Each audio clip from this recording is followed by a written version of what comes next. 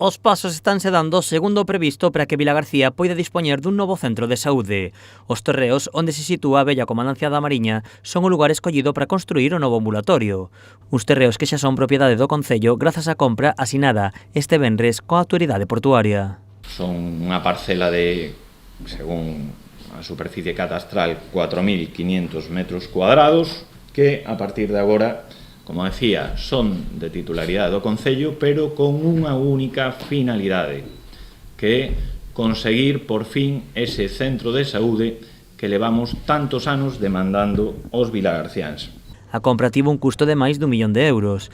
Dende o Porto destacan o traballo conxunto entre a autoridade portuaria, a Xunta e o Concello para poder chegar a un acordo o máis rápido posible. Nos entendíamos que había que chegar a un acordo porque non se podía permitir Vilagarcía nin vilagarciáns que por non ter unha parcela, por non chegar a un acordo entre as administracións, pois esta inversión tuvera que ir a outro sitio, non? Por lo tanto, eu creo que eso tamén destacar primeiro o apoio da Xunta incondicional a facer o centro de saúde, despois un pouco o entendemento que tuvemos porque entendíamos os dous que tiñamos que chegar a un acordo. O Concello xa adxudicou a demolición do edificio.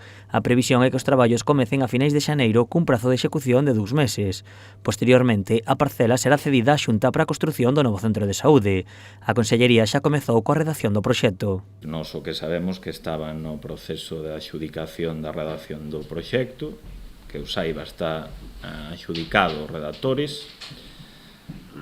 Agora, pois, esperemos que en canto teñan avanzado o proxecto poidamos botarlle unha ollada por se os técnicos municipais poden colaborar en algo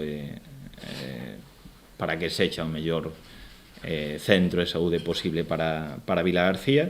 A boa sintonía entre Porto e Concello de Vilagarcía non remata só aquí. Ambas administracións xa traballan para acadar máis acordos como a cesión do Porto do Ramal para poder abrilo á cidadanía.